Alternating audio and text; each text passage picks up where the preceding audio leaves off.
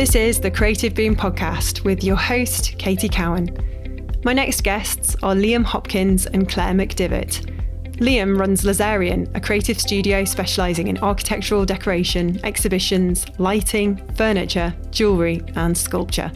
And Claire runs Lost Heritage, a firm that offers letterpress printing, laser cutting and engraving, CNC routing and everything in between. They're business partners, but also partners in life. They have 2 gorgeous children together and a huge studio space in Manchester where they both work from. And on Christmas Day, after a very difficult year, Liam surprised his family with probably the best gift you can imagine. I sat down to chat about their creative lives, but be warned, alongside lots of inevitable laughs, there are also some tears.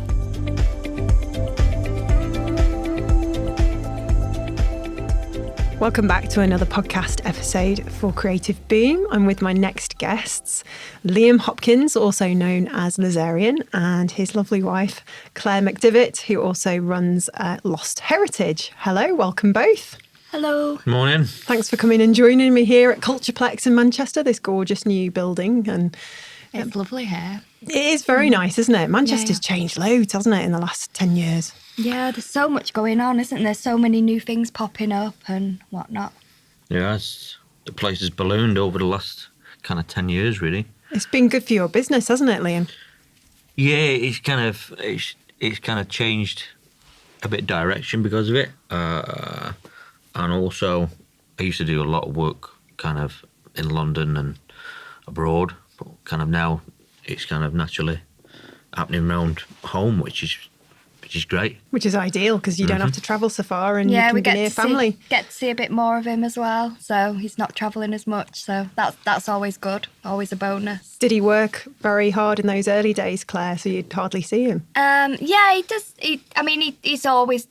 Liam's just a hard worker anyway. He's always been a hard worker. But yeah, obviously when you're building up a business, you have to be away from home and working a little bit harder. But yeah, he's always been a hard worker, so I think that's why he does so well. Yeah, it's nice. It's nice to see the north and the northwest as well. Just like doing so well and getting the recognition it's always deserved, really. Definitely. I mean, this city was the heart of the Industrial Revolution once, and there's evidence of that all over town. You've been doing some amazing projects recently. Really like that maple tree in 3 Hardman Street, was it? Yeah, over in Spinning Fields. Yeah. So that was a kind of huge entrance piece for 3 Hardman Street, which is home to kind of the likes of Marks and Spencers and Barclays and Bank of New York. And it was just kind of about kind of changing a kind of bit of a clinical space, really, into kind of bringing a bit of nature in, but and a bit of the unexpected. Yeah. But it's kind of nice that you kind of make people walk through a kind of tree in a kind of morning and an evening, and kind of, it's kind of that sense of, walking into nature and walking out of nature, but then, going out into the world, away from that kind of desk. Yeah. Just giving somebody a little bit more of a kick, a bit of inspiration before they head into that world. And why was it a maple tree? Is there any kind of story behind that? Well, yeah, the people that own the building is called Maple Tree. Oh, right, okay, there you go, nice and easy. So yeah, that's it wasn't the initial reasoning behind it. It was kind of the kind of thing of kind of bringing nature in. Yeah. And then it just turned out that bizarrely they were the company's called Maple Tree. That's brilliant. I don't think you knew that though, did you? No, before? that only come afterwards. Yeah. Yeah. Fantastic. Quite bizarre. It is, yeah, and like it's great that all these kind of big corporate organisations are recognising art more and bringing people like yourself in to do these really kind of creative things. Creativity probably wasn't as celebrated, was it, in that world, in that space, even just 10 years ago? Yeah, especially in kind of like office environments and what have you, it was kind of almost frowned upon. And even when you think a few years ago, it's kind of like if people had a tattoo, they were frowned upon in that kind of environment. So kind of things have become a lot more relaxed, and people realise that actually if you kind of empower that, then you kind of get you get a lot more out of it. Yeah. I think you get a better response from the people in that environment because they become more relaxed and put their kind of best foot forward rather than being in a forced environment where it's, you know, things don't naturally kind of happen. And, you know, I think that you need that atmosphere. Be more yourself, can't you? Just, you know, be true to yourself more. Yeah, it's a nice place to be right now. And so what do people think when they, you know, you rock up for the brief, for the meeting, dressed as you are, as yourself? You know, what is there any sort of, do you think they have expectations? Do they approach you because they've seen your work elsewhere? It's a bit of a mixed bag, really. I suppose that a lot of the time now is kind of built up that reputation where kind of people have seen past projects, and then because they've seen past projects, they, you know, if they're not the most creative of people, they want something similar or the same. So then I try and kind of advise them that that's not always the best way, and to actually get into, you know, especially if it's for like a commercial piece, then to kind of understand the environment that it's in. Yeah. And then design around that, so the kind of the narrative and the meaning behind it has got a connection to the piece rather than just, you know, you could just put anything in there. But I think if you actually got a piece that has got a connection and, you know, that sense of meaning with the space, then it actually fits a lot better and has a, you know, a better impact on the people that's there. Which is essentially the whole point. You know, you want to kind of make a difference to people's lives and indeed brighten their day. So where did it all start for you? I mean, because you two are obviously married, you're a couple. You're not married? No, we're not actually married. We've been together for, gosh, it must be coming up to about 15 years. Yeah. 15, 16 years. And we've got 2 children, Art and Estella. So both characters. Yes, they're great. Art and Estella, they're great kids. It's great to sort of have them around the workshop and sort of see them building their creative side as well. So do they take after you both? I think little bits. I think I see, you know, little bits of us. The proper, it's nice because they're a mix of us, I think. Yeah, because you're both creative. You run a printing studio. Yes, so I do letterpress and hot foiling mainly. It's more traditional print. So yes. How did you get into that? I think it started as a hobby, really. I used to have, and then I started to do a lot of wedding stationery. And then it was quite hard work working with brides and bridezillas. And so Liam also had Laserian, and he had a lot of machinery like the laser cutter and the CNC. So we decided to use those sort of machinery for Lost Heritage as well, and almost have a little bit of a collaboration. So when he's not using the laser cutter and the CNC for creating his projects, we get commissions in where people can cut their own pieces themselves. So yeah, your warehouse that you have, it looks amazing. Huge space. Whereabouts is that based? Can you tell us more about it? That's in Denton. It's an old hat factory. We've got the outbuilding there. We've recently extended as well, haven't we, Liam? Yeah, so it's the full out factory of the old. It's one of the last standing hat factories in Manchester, which is kind of quite nice because there's only, I think, that and the actual Stockport Hat Museum, which is the 2 mills that, if I'm correct, is the only ones that are standing. Good grief. Did you find any hats in it when you first took over the space? No. You've got a story about a hat, though, that you might be doing, mightn't you? Yeah, I've been asked to kind of do a sculpture for the Stockport Art Museum to go on top of the chimney. So like fabulous. A hat on top of the... create a hat to go on the hat museum. That's fantastic. What kind of hat are you going to do? Are you going to go traditional or...? Well, you just don't know, do you? At the minute, kind of looking at the structural side of the chimney and seeing what is capable of being attached to it. And then start kind of generating ideas and form around what's, what's capable of being attached up there, because it's quite a tall chimney. Are you actually going to go up there yourself? Yeah, so there's been surveys done. Arup's been up and done kind of surveys to see what it's like. So I think there's been a bit of work that's been needed to do to make it structurally sound, to take a structure. So yeah, it's kind of quite nice to kind of create a piece that potentially is, sums up not only where the studio is, but a lot about what Manchester was known for. That gets a little bit lost these days. I think kind of like the kind of the cotton side kind of's got a huge emphasis on the kind of history of Manchester. I suppose more so in the city centre, but in the kind of like in the kind of suburbs. It was known for its hatting, and especially Denton, where the studio is, and Stockport. So Moore's Hat Factory, where I'm at, they produce like the hat for like Winston Churchill. So they did some really classic kind of hats over the years.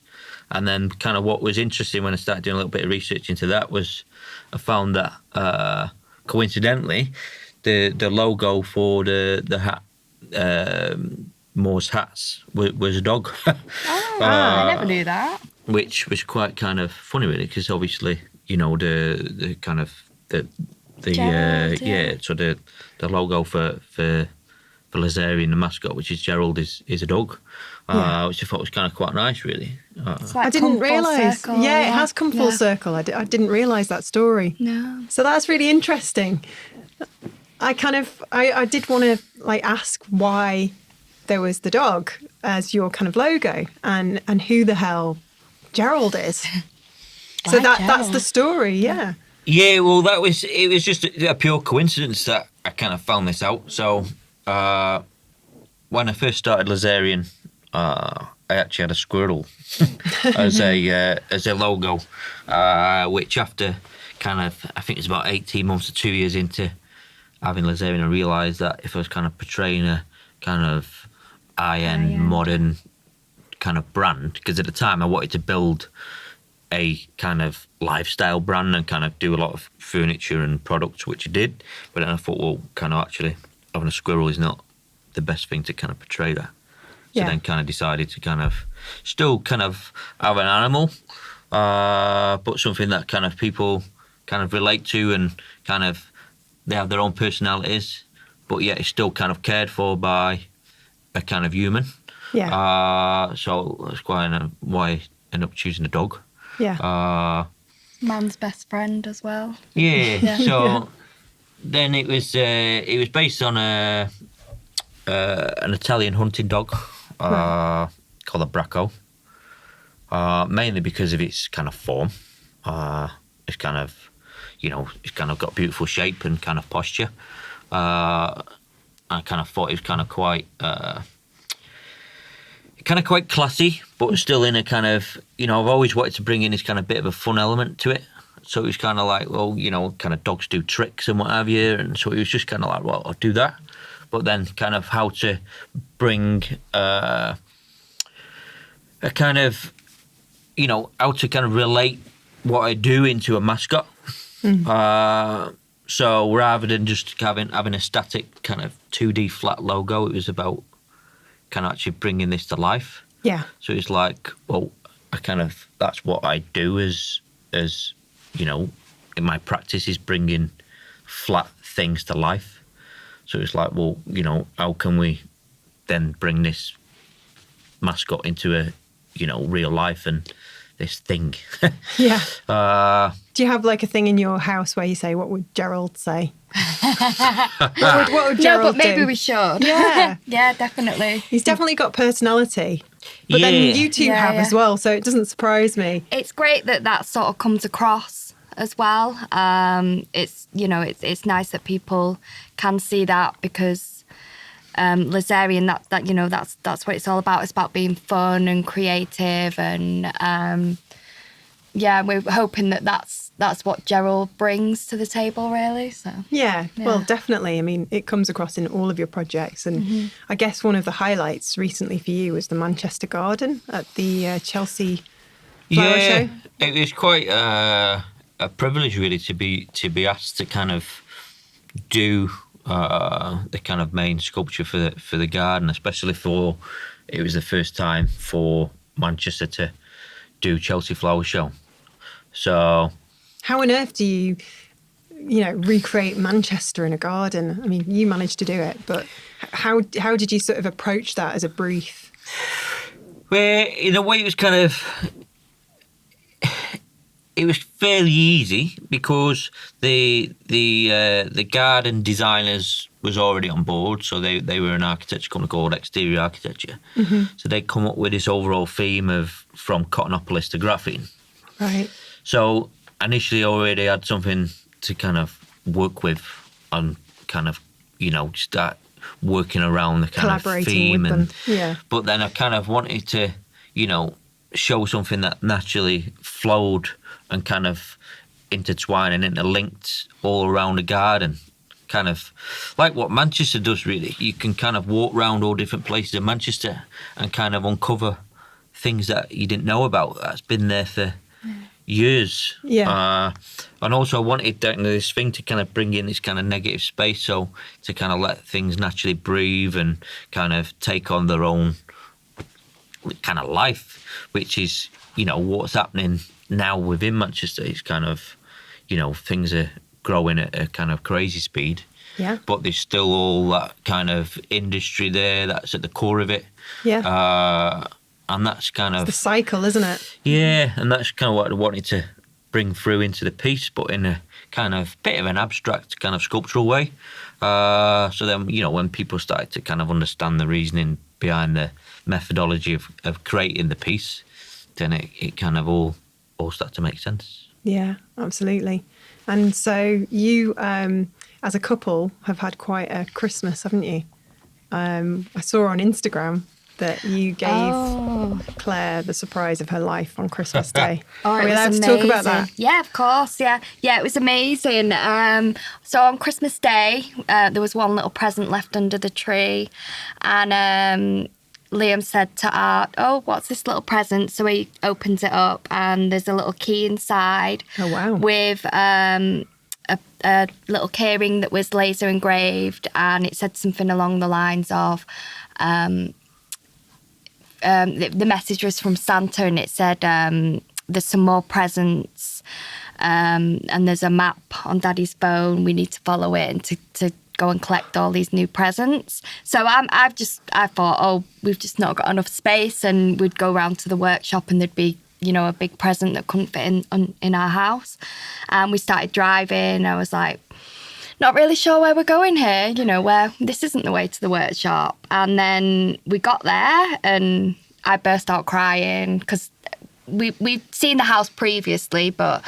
So basically, for the benefit of our listeners, you bought a house, a lock house, and you had no clue about it, Claire. No, I mean, we'd seen the house before, but I didn't know that he'd bought it. No, he'd bought it a couple of weeks before, and he'd been round and sort of cleared it up. And we went into the house, and he'd set up a room with a little Christmas tree and the fire. And it's like it's a wonderful life. It was gorgeous. It was the best surprise ever. Oh my gosh, brilliant. And I would the have been kids crying. loved it, yeah. And we just, it was all excitement, and everyone was happy, crying, happy. Must have been it was great. Very special, because it comes after quite a difficult couple of years for you, doesn't it, Liam, if you don't mind me saying? Yeah, so I kind of lost my mum quite kind of sudden. She got diagnosed with cancer, and within kind of 2 months she kind of left us. Yeah. So that wasn't the kind of easiest of things. No, of course not. And then I think because of that, and luckily, I think for me, because I was so busy in that kind of year afterwards, is that it kept my mind kind of totally active. Yeah. You had a busy year, didn't you? Yeah, so that was kind of the year when I did the kind of sculpture for Chelsea, and kind of quite a few other commissions. And then when I kind of had a bit of time to kind of contemplate and kind of actually look back on stuff, I kind of realised that I need to spend more time with the family. Yeah.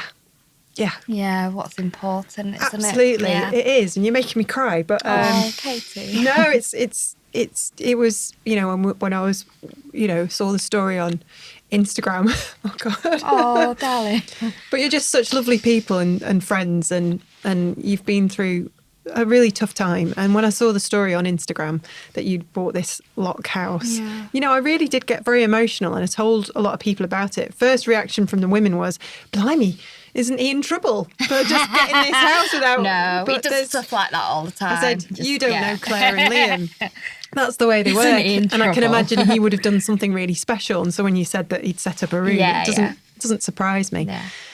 And it was, you know, the thing is with kind of this house as well is that me and my son share the same birthday.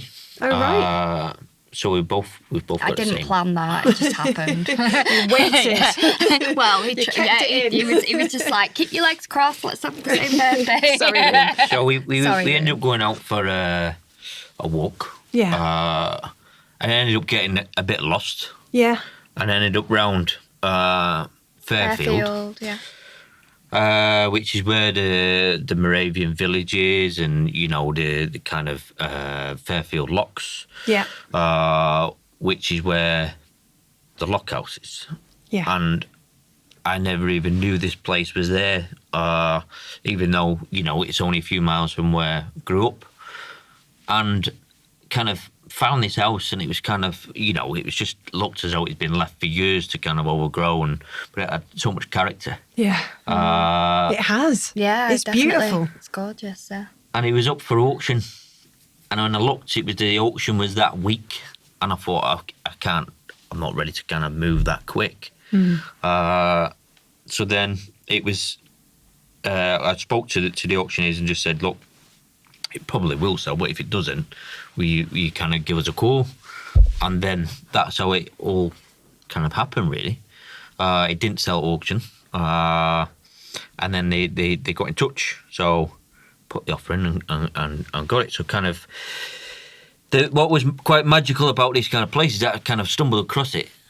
So we'd all gone out for this walk, and then the kids kind of fell in love with it as well, and straight away started calling it their house. Yeah. That's cute. Uh, It's almost like it was meant to Meant be. to- Yeah, so that's why I kind of thought, well, you know, especially with the kind of things that happen with my mum, and I kind of realised that actually I kind of need to spend more time with the kind of family and kind of grow that and, you know, kind of nurture it and kind of, you know, always a dream as a kid I wanted a garden with a big tree house. And think we where all we are at did. the minute is we're just perfect in a opportunity. Victorian terrace is where we're at before we got the lock house. So he's got no garden. So then, as well as the kind of beautiful house, he's got a big garden with, So you're with going a to tree. build Yeah. a there's tree house Yeah. of dreams. I can imagine it's going to be amazing. Yeah. So we're kind of like, well, you know, let's, you know, in my mind I was like, well, let's do it. And kind of, Get on with it. yeah, and kind of make them kind of family memories, really. I mean, that is really special. I mean, what child doesn't dream about having an amazing tree house in the garden and a home to call home, a place to call home? It sounds like you have a real passion for history and what things used to be. So, God, it must be so lovely to have something that's had its own story before you begin yours. Yeah. You must have, as you've been clearing it out, you must have found, it must have been like a treasure trove. Yeah, there's all sorts in there, and the guy who had it before, previously, he was actually the lock keeper as well on the lock. Oh, wow. So he worked for the Canal and River Trust, I think, for about 30 years. So as well as other stuff, he kind of has collected bits. It looks like he had an obsession with stone. And there's just A bit of a hoarder, I stones think. everywhere. Some are terrible, but then there's some beautiful, like, carved kind of letters in stone. And so that's just from the previous owner, but then the kind of character of the kind of house kind of keep uncovering some beautiful features. Ones that kind of, bring back through and kind of keep, and then kind of put our own little stamp on it as well. So you've got a lot of work to do, haven't you? Yeah, there's a lot of work. We're planning on hopefully being in the house for next Christmas, so the Christmas coming up. So yeah, that's the plan. But there is a lot of work to do, but that's part of the fun, isn't it? Absolutely. I mean, it's a project, isn't it? Yeah. And how are you going to make sure that you keep a balance? Because I imagine you both work very hard anyway. Yeah, I mean, sort of the weekends on Saturdays, the kids have a lot of activities, so we do that sort of on a Saturday. And Sundays is like probably the day for the house, because there's a little narrow boat that's a cafe there, so we usually go down on a Sunday in Drawsden Marina, go and have a nice breakfast there, and then just go to the house and do whatever jobs are on at the minute, don't we, like the garden. And then kind of evenings I've been going over and doing stuff, and just at the minute it's just been about clearing it out, and cleaning it up, actually kind of working with that kind of shell, and then starting making a kind of plan and kind of getting them beautiful features. It's got a gorgeous path that runs up to it. It's like something out. When I saw it, I thought, gosh, it's like something out of a Christmas postcard. Yeah, it's got that feel. Because so I want to reinstate the wood burners in the house. Oh, wow! Then at Christmas, kind of got I set the fire in the room where I set up the Christmas tree and what have you. The cosy room. And then when you went outside, yeah. it was that kind of picturesque moment where there was kind of like the smoke coming out the chimney. It was kind of like a bit of a frosty morning. It's a dream. And it was kind of like, oh wow, this is... It's the house you draw, isn't it? Yeah, When you're a kid, yeah. You do the chimney, you do the tree, maybe with like a little swing coming off the branch. Yeah, or maybe a tree house. Estella has been drawing it, and sort of she's a great little artist. She's only 5, but she has been drawing it, with and then our little faces, and it's so cute. I'll show you. They're lovely. They're cute. I'd love to maybe do a feature on Creative Boom, interview her, see what we come Estella, up with. the future artist. Yeah. Well, the artist now. I mean, she gets it from you two. But yeah, and what an amazing childhood they've had so far, to have grown up with 2 very creative parents, and amongst all this kind of art that's going on, all these kind of all this creativity, and now you're sort of giving them this. You just must have to pinch each other. I know. Kick him. Yeah. No, they're always at the workshop. It's like the second home, so they've grown up there. We're not afraid to let them get their hands dirty. They're learning about things, from how to make things from Liam, and so it's they've got an amazing childhood. Yeah. Like, I never had anything like that growing up. So I think as parents, you want to give them what you never had. Mm-hmm. So, that's part of it as well. But yeah, they love it. They love... You are like the ideal family on Instagram. Whenever I see a picture that comes up and you're all there smiling and having a laugh, or the children are having fun. It just makes me chuckle. I'm like, we love having a laugh, but we're just like every other family. We we have our arguments. Well, I was going to say, how do you two get on? Because you work together. Yeah. I've got Tom, my husband Tom. Yeah. We work together. How do you two make it work? Because sometimes it's not easy, is it? No, it's not. Sometimes it can be quite difficult, and Liam's quite stubborn sometimes. But yeah, it's just, I think it's because Liam works hard as well. Sometimes I'm at home and he can still be at work, so we probably don't get to see each other as much as everyone thinks. You're not in each other's pockets. Yeah, we're not in each other's pockets. Yeah, it's not as if he's kind of like, say if it was like an office job and we'd be kind of sat next to each other. Yeah. It's kind of like... It's a big place, the workshop. Like, I can be in the back room, and Liam can, or I think if Liam's we did sit next to each other, then it wouldn't work. kicking him again. Be nice.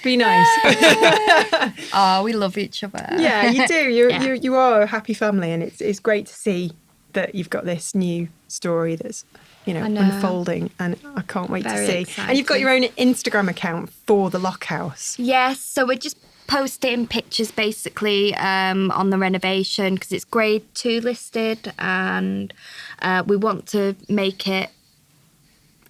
be sympathetic to that. To Yeah, because the some of the renovations. things that the previous owner's done, it didn't really kind of.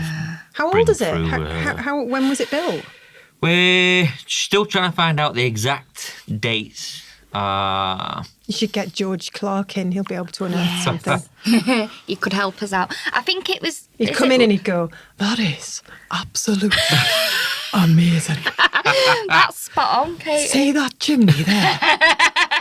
That is the biggest chimney I've ever seen in my life." I think you've got Oh, yourself and a bit new northern at the career end there. then, Yeah, haven't I you? could Like be an impressionist. Yeah, I'd be really good at that. A bit of would. stand-up. You Well, maybe are. not stand-up. Yeah, I like doing impressions, but You are good at impressions. You've got a few up your sleeve. I think you should do a podcast on that. Oh no, I don't know about that. I'll maybe Katie's slip them in now and impressions. again. But there is a lot of humour in your family as well. I think the humour keeps us going, doesn't it? 'Cause Definitely. sometimes working for yourself can be a right. Oh, it's hard, isn't it? Challenge, It's hard yeah. work. Yeah. You feel like, your work never really stops when you run your own businesses. God, no. No, you just... Do you find yourself doing 24/7? little mini kind of meetings when you're cooking the kids' tea and Yeah, that's the thing. It can, kind of try and stop doing that? Yeah, it's. I suppose it's hard to separate family life and work. I mean, for us, because we love what we're doing, it's sort of all rolled into one anyway. Yeah, it's so- not like work, is it? Because you're doing Yeah, something you love. Yeah. So how can you kind of, when people say you need to find a work-life balance, and I'm like, well, Well, I don't really work. Well, Yeah. I kind of already found that Yeah. by the way you've kind of chosen how to kind of live the life. Do you know what I mean? Yeah. You speak to so many people and they're kind of not happy with life because of what they're doing. It's Yeah. kind of, well, Change it. there you go. That's your problem. Yeah. Go and do what you want to do, Yeah. and then actually you'll kind of live a happy life. And I think that's the kind of biggest problem with people. Yeah. And when social things is kind of quite a bad thing as well at the moment, because people strive to live somebody else's life. Yeah. And It's not real sometimes either, I suppose is it? that causes a lot of kind of depression and stuff with people. Hmm. But that's purely because they're not doing what they want to do. Yeah. And life's too short to kind of not. So I've always, when I was a kid, I always wanted me kind of dream job. I always wanted to be an architect. I kind of always, when I was a kid, looked at buildings and kind of in the back of my mind was like, well, how would you actually build these things? Or kind of, how is one shape like that and the other one? So I was always intrigued about kind of huge structures, but then realised that actually being an architect involved very little making. Yeah. And I think that, that's what led me to, well, luckily at school, there was a careers advisor that kind of said, well, why don't you look at a different route? Because kind of 7 years at uni was not really what I wanted to do. No. And I wanted to make more. Yeah. So he kind of advised to kind of look at this course, 3D design,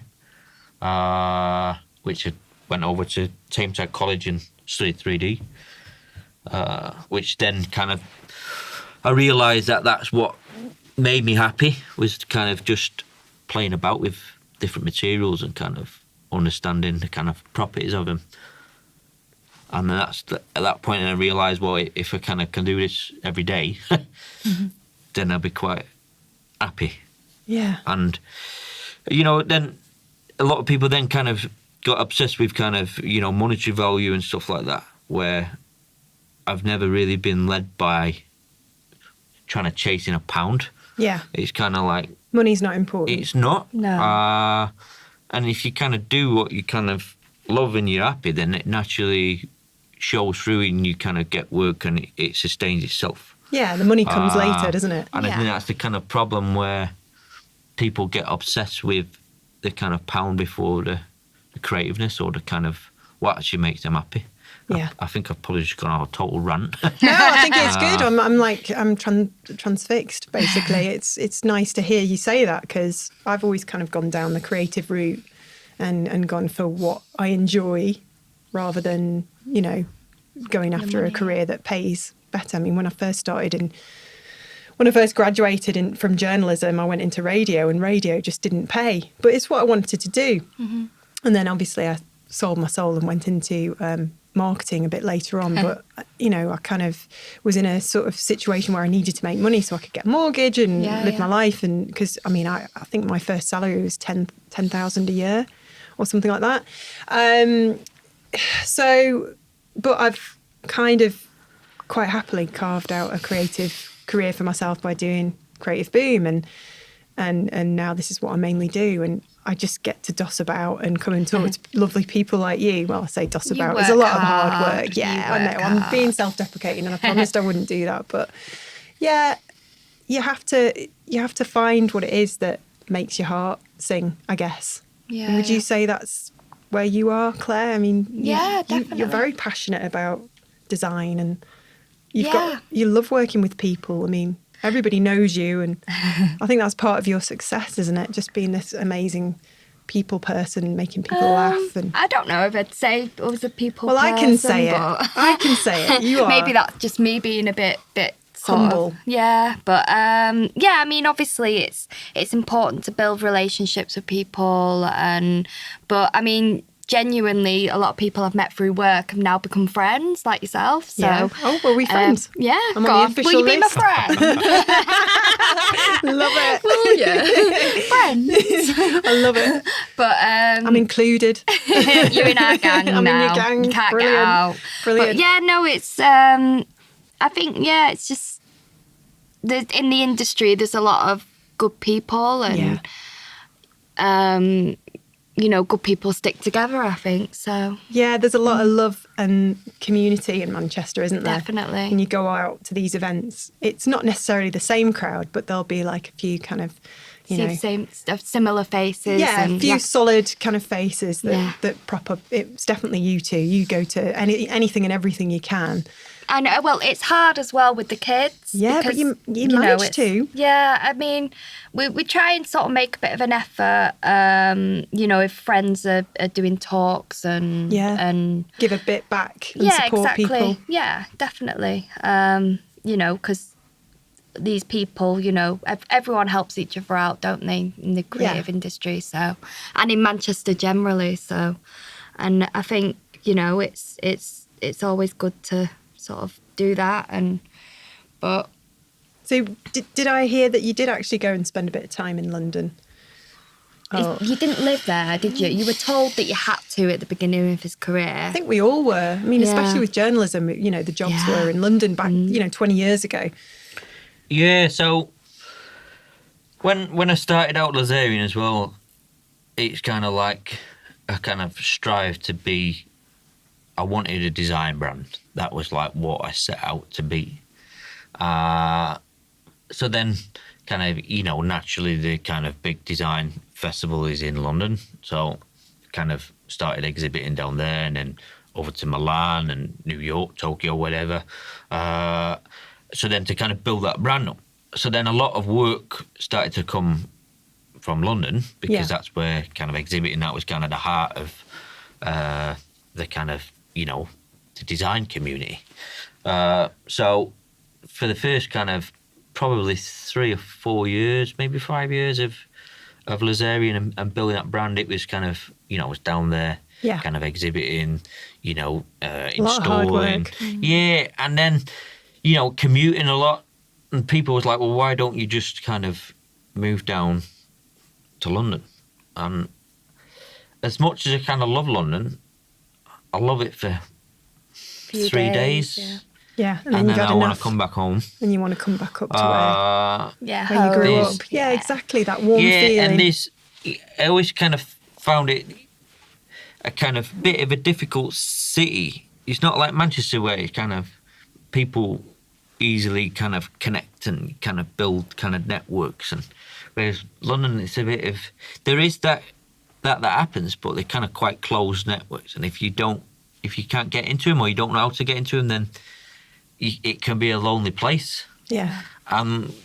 Manchester's not like that. I think you could literally come up to Manchester and within a week kind of, find, where you naturally kind of, Fit sit in. and and then, you build friendships, and then that's how it happens. But I never fully got that from London, and also the cost of living down there and studio space. So when I first set up, I was in an old cotton mill in Mosley. I was on the top floor of a mill. So I was there for about 18 months, and then I moved to the hat mill where we are now, but in a different space. Yeah. So that kind of second studio was about 1,500 square foot. Gosh. Which at the time it's fairly big. Yeah. It's not what we've got now, but it did at the time. And trying to then get a space like that down in London, it just wouldn't stack up. And for one, you can't get them kind of spaces. No. And as then the business developed and kind of then got the out factory of the mill, which is where they actually used to steam the hats. Really? Yeah, so it kind of got a nice bit of history with that. So yeah, it kind of. You need the physical space. I was in don't London you? a lot, and then I actually realised that building a brand and doing what I was doing wasn't actually making me happy. Yeah. So going back to this thing of kind of we were saying about what makes you happy, it's kind of like I wanted to build this kind of design brand. So I kind of developed a collection of furniture and lifestyle objects, collaborated with different designers and kind of made this collection, which was great, getting kind of great orders and kind of had a beautiful kind of network of outlets that I was selling to. But then I realised that I'd become like a conveyor belt. And once I'd made something like 50 times, I kind of lost the kind of love of it.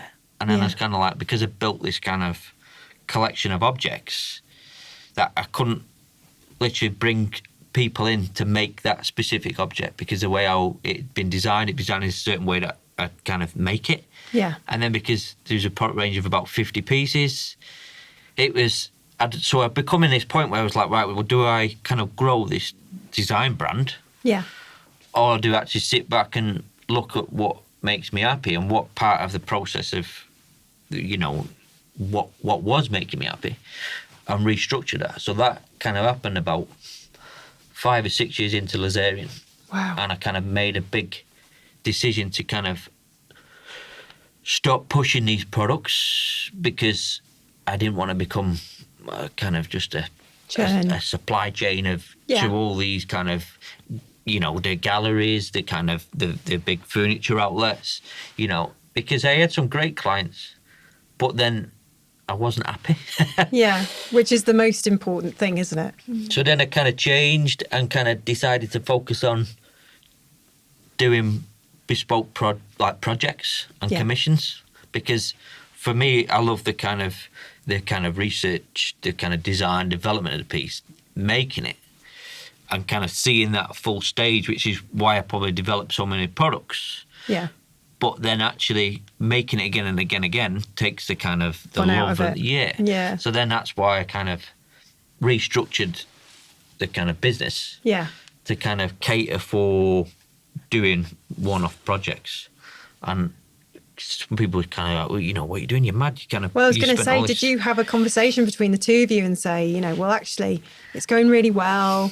You're making some good money here. It's nice and sort of settled. You're making a good name for yourself. And now to sort of suddenly change it, It does bit what of he a wants. risk. It does what he wants anyway.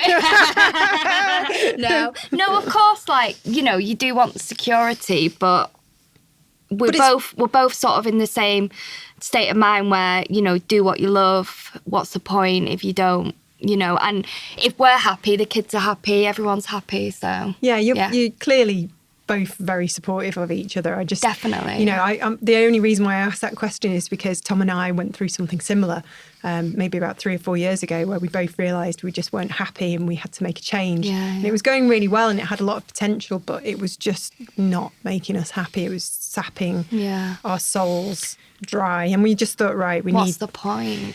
Yeah, exactly. You get to a stage, don't you, where you think, hang on a minute, why am I doing this? And it just kind of, it doesn't happen overnight. It happens very gradually. And then one day you wake up and you realise why you've been struggling to get out of bed.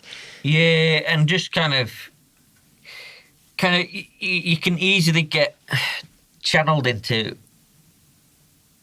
your kind of routine of what happens, and you sometimes like what's expected don't of you. actually kind of reflect on your kind of your personal space and your kind of personal kind of, you know, how you feel in your mind. Because you just kind of you're always out to kind of please everybody else. And especially with the nature of how it was, he was always kind of, you know, always had these kind of demanding stock and kind of you know, working with interior designers for like, you know, certain 100 lights or whatever, and it was just kind of like, well, what is it that what am I doing it for?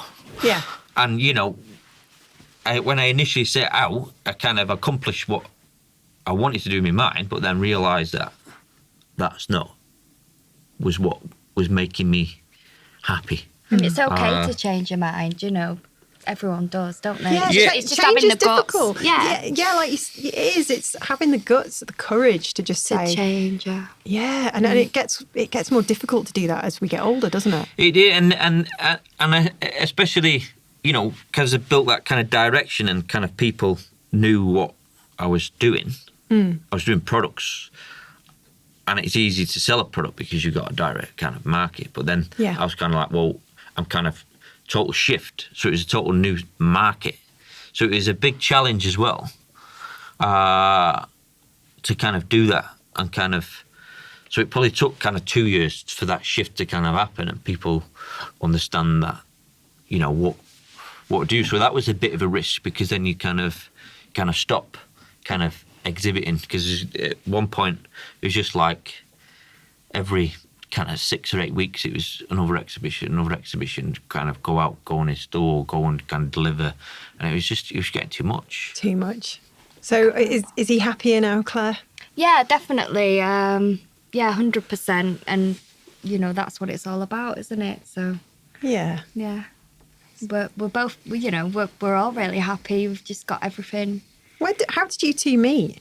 I've never heard the story, actually. It's not a very exciting one, really, is it? It's I think it was a couple of weeks after Valentine's one year, and I'd gone out with some girlfriends on a night out in Staley Bridge, and and it was towards the end of the night, and it was just like, oh yeah, I was ready to go home, but my friends were like, oh come on, you know, let's go for one last dance. And then you were out with a group of your friends, weren't you? And then we just got chatting, didn't we?